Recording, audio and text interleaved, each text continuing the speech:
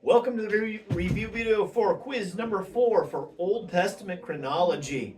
And I don't know if you call this a quiz or a test. It has a staple in it. And I always had a teacher that said if it has a staple, it's a test. But we're calling it a quiz nonetheless. Let me tell you what is on this quiz, and then I'll tell you some of the information that you probably want to consider when dealing with this quiz. First 8 questions are multiple choice questions. And so the right answer is provided. You just got to figure out what it is. Then we have a couple of true and false questions, just a couple of them. And so be mindful of it that I'm not trying to trick you.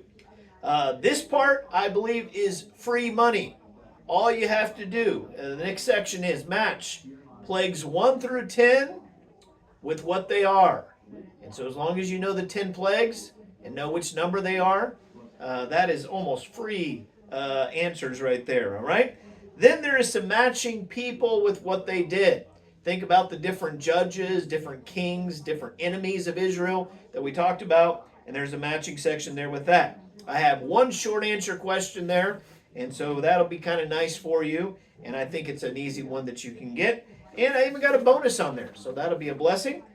All right, in the second page, there are 2 essay questions, and they are worth 5 points apiece. All right, and so hopefully, if I continue to talk about something, all right, hopefully you'll recognize that that's the essay question. Make sure you get those essay questions, right?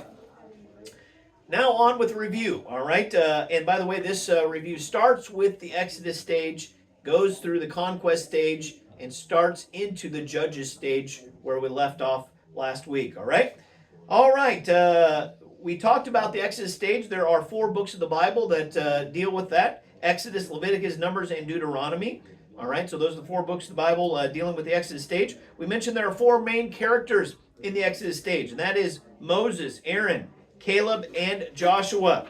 All right, we mentioned the fact that Moses was 40 years old when he killed the Egyptian, when he thought he was going to lead Israel out of Egypt. He ended up being 80 years old when he actually led Israel out of Egypt, and of course he died at 120 years of age, and so we said his life is divided up pretty nicely there. We mentioned the fact that when God called Moses to lead Israel out, of course he spoke to him through a burning bush, and Moses offered several different excuses why he could not do it. He offered the excuse, who am I? What will I say? He said they won't believe me. He said I'm not eloquent, and he said I'm not inclined to do it. And of course, we talked about the fact that God dealt with each of those excuses individually. We mentioned the names of the 2 magicians that confronted Moses, Jannes and Jambres. And of course, we only know those because Paul told us about them. All right, then we mentioned the 10 plagues. Of course, plague number 1, water turned to blood. Plague number 2 was the plague of frogs. Plague number 3 is lice, and of course that was a miracle that the magicians weren't able to do because of course it dealt with using dust to create lice, and of course Satan doesn't have creation power. Plague number 4, flies. All right, plague number 5, the killing of the cattle. Plague number 6, boils. Plague number 7, hail. All right, hail mixed with fire. Plague number 8, locusts. Plague number 9, darkness. And plague number 10, the death of the firstborn. All right? So maybe you can come up with some kind of memory mnemonic to help you out with that. Obviously, the last 2, the first couple, probably are easy. It's those ones in the middle that kind of get you. We also mentioned that Pharaoh gave several different compromises to Moses throughout the time. Of course, we mentioned the compromise sacrifice to God in the land. The second compromise was don't go very far away. The third compromise was leave your children here. And the fourth compromise was leave your possessions here. And of course, Moses did not take any of those compromises. All right. We mentioned the Passover. Of course, that was initiated on the 10th day of the month, the first month of the year. And that was when the Passover lamb, it wasn't initiated. The Passover lamb was chosen on the 10th day of the month. The Passover itself was on the 14th day of the first month. We mentioned the fact that God punished Israel 40 years of wandering in the wilderness, and that dealt with the number of days that the spies were in the promised land when they refused to go in. We mentioned that Balaam did cause Israel to sin, which caused them to have a plague. We mentioned the potential or the questionable passages dealing with Numbers chapter 25, verse 9, and 1 Corinthians chapter 10, verse 8, where Numbers says that 23,000 died in the plague. And Paul in 1 Corinthians chapter 10, verse 8 said 24,000 died in the plague. We mentioned, of course, that Paul said, Paul said 23,000, Numbers said 24,000. I got those switched up. Paul said 23,000 died in the day. And of course, in one day, 23,000 died. The very next day, probably 1,000 people were hanged, as Usher said, as a result of the idolatry. We mentioned, of course, in the conquest or before they went into the promised land, Moses helped Israel, led Israel in a couple of battles against Sihon, the king of Heshbon, and Og, king of Bashan. Of course, we mentioned Og was that giant king with the big giant king-sized bed. We mentioned the conquest stage covered 25 years of history. We mentioned three important people in that section: Joshua, Caleb, and Rahab. We mentioned that going into the promised land was a picture of victorious Christian living. And we mentioned that the Canaanites, while Israel was wandering in the wilderness for 40 years, they lived in fear of Israel for 40 years. We mentioned the fact that when Israel went into the promised land, of course, the Jordan River was split, just as the Red Sea had been split. The difference was the priests had to dip their feet in the water for it to split, right, instead of Moses splitting it as done in the Red Sea. We mentioned, of course, the Battle of Jericho. And, of course, we know the story of Jericho. They walked around the walls once each day on the seventh day. They walked around 7 times, shouted, and the walls came down. And, of course, we mentioned that archaeologically, we know that Jericho had 3 walls, not 1 wall. And it was amazing how God took that the top wall, had it slide down, hit the second wall, which came down on the retaining wall, made a nice little ramp there. Of course, the walls wiping out people as it came down the hill, and then, of course, making a nice little ramp for Israel the army to go up into the city.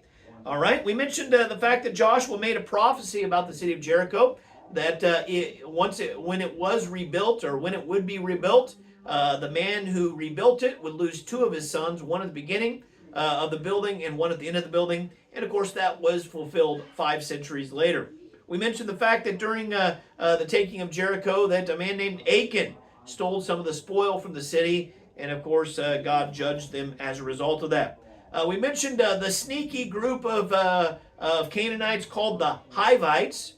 They were from the city of Gibeon. They are the ones that tricked Israel. They made them think that they were from a distant land, but in reality, they were right next door to them, and they tricked them into a defense alliance, which Israel did have to keep. We mentioned that because Gibeon tricked Israel into this defense alliance, it caused all the other kings of the southern part of the promised land to gather together in what we call the Southern Alliance. And during that battle, God did some wonderful things. Of course, he sent a bunch of hailstones to kill the enemy. He also had the sun stand still for about a day. And we mentioned the miracles against the Southern Alliance.